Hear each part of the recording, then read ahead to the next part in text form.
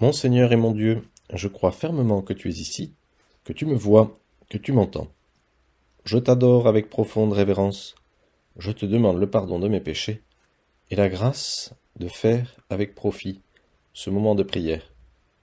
Ma Mère Immaculée, Saint Joseph, mon Père et Seigneur, mon ange gardien, intercédez pour moi. Dans la gare Saint-Lazare, à Paris, où transitent je ne sais pas combien de Parisiens tous les jours, je me trouvais cette semaine, revenant du collège où je suis aumônier. Et entre deux escalators et trois marchands de fruits et légumes qui crient dans le hall de la gare les prix de leurs marchandises, aux voyageurs pressés de revenir à la maison, bien mon regard s'est arrêté sur une affiche du ministère de la Santé ou de je ne sais quel organisme public. Et le message de cette campagne de sensibilisation était d'inspiration évangélique. Sciemment, peut-être pas. Et il disait la chose suivante: protégeons-nous les uns les autres. Et tout en marchant, pressé moi aussi de rentrer chez moi, je me suis mis à penser et à rêver. J'ai fait un rêve, comme dit Luther King. Et si la solution à ces temps compliqués était tout simplement de nous aimer les uns les autres, comme Jésus nous a aimés. Pas simplement de nous protéger pour nous conserver, mais de nous aimer les uns les autres et nous transmettre mutuellement la vie en Jésus-Christ. Pour encourager, soutenir, redonner l'espérance, rendre joyeux, joyeuse toutes les personnes, toutes les âmes que je croise et avec lesquelles je vis. Être un réveil de désir de sainteté. Un rêve où, je transmettais la paix. La paix que donne le fait de nous savoir sauvés dans le Christ. J'ai fait un rêve. Et si la meilleure manière de protéger les miens était de leur manifester mon amour, malgré les difficultés objectives que nous avons pour nous retrouver. Et si mon cœur était plus ardent pour que la charité que Dieu a infusée dans mon âme me pousse à être inventif, pour ne pas me cacher derrière les obstacles, pour répandre, Seigneur, ton amour. J'ai fait un rêve. Et si la meilleure façon de vivre cette période difficile pour tout le monde était de me donner plus aux autres. Dans mon rêve du mois de mai, je sentais l'aide de la Vierge Marie, qui m'aidait à sourire plus, à dire oui au service qu'on me demande avec plus de joie, à dire ce fiat mi segundum verbum tuum avec plus de conviction, plus de générosité, avec plus de sincérité, comme ta mère, mon Dieu, qui s'est enthousiasmée au projet divin qui lui était réservé. Dans l'évangile de la messe d'aujourd'hui, Jésus est réuni avec ses apôtres et il est à la veille de sa mort sur la croix. L'heure est donc grave, car c'est Dieu lui-même qui va mourir sur la croix. Et pourtant, Jésus, rempli de charité, fait aussi un rêve. Comme Jésus est Dieu, ses rêves se réalisent instantanément. Et tous les rêves de Dieu sont des rêves d'amour, des rêves de charité. Et dans cet évangile, nous pouvons écouter le rêve de Dieu, le rêve de Jésus-Christ. Voici son rêve. Quand il dit à ses amis: « Je ne vous appelle plus serviteur, car le serviteur ne sait pas ce que fait son maître. Je vous appelle mes amis, car tout ce que j'ai entendu de mon Père, je vous l'ai fait connaître. » Autrement dit, moi, Jésus, homme parfait, Dieu parfait, créateur de l'univers, j'ai rêvé d'être l'ami de mes créatures, de leur ouvrir mon cœur, de les aimer, de réaliser avec eux la chose la plus belle sur cette terre. Une histoire d'amitié parfaitement vécue jusqu'aux dernières conséquences.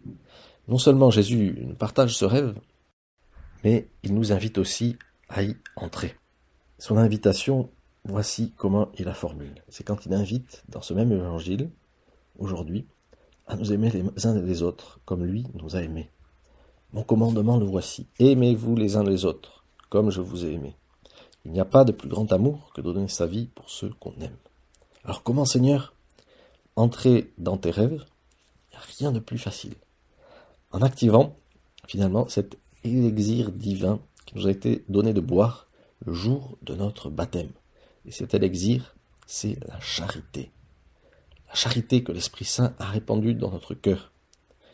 Nous l'avons dit, tous les rêves de Dieu sont des rêves de charité, car Dieu est amour, Dieu est charité.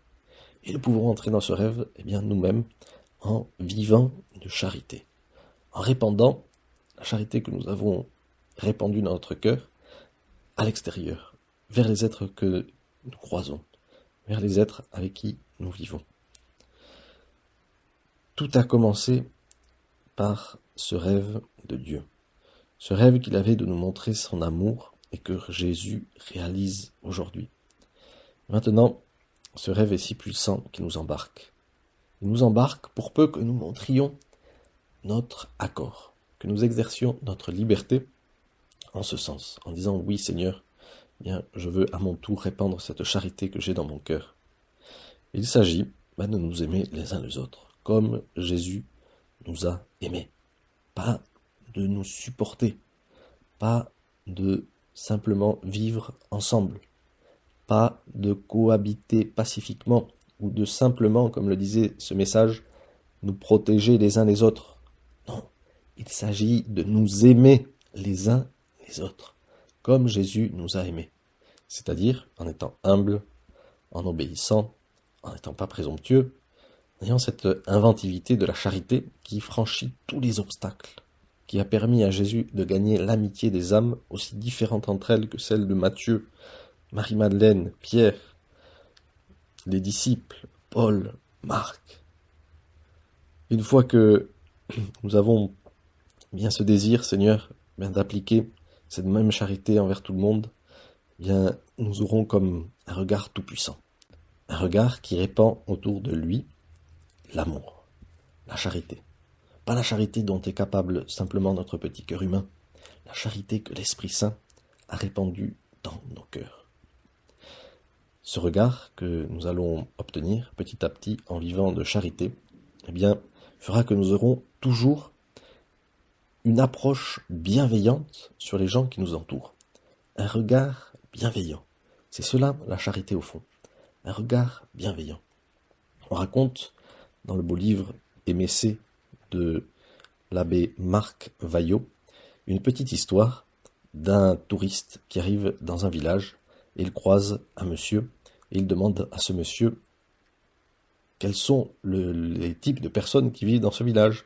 Et ce monsieur dit, dans ce village, il y a des personnes compliquées, des personnes qui ont des rancœurs, il y a des personnes qui sont plutôt malveillantes envers les autres, il y a des personnes qui ont de la perversité dans leur cœur. Alors, ce touriste ne se décourage cependant pas, il avance encore un petit peu et il demande à une deuxième personne. Quel type, madame, de personnes habitent dans ce village? Et la femme dit, dans ce village, il y a des personnes extraordinaires, des personnes qui répandent l'amour autour d'elles.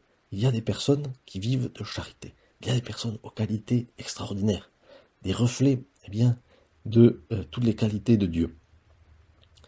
Et finalement, la morale de cette histoire, c'est que chacun vit dans l'ambiance qu'il porte dans son cœur. La deuxième personne avait un regard de charité, un regard bienveillant, et grâce à ce regard, elle élevait les âmes autour d'elle. Elle ne voyait que le côté positif des personnes, pour ensuite les aider à faire fructifier tous leurs talents.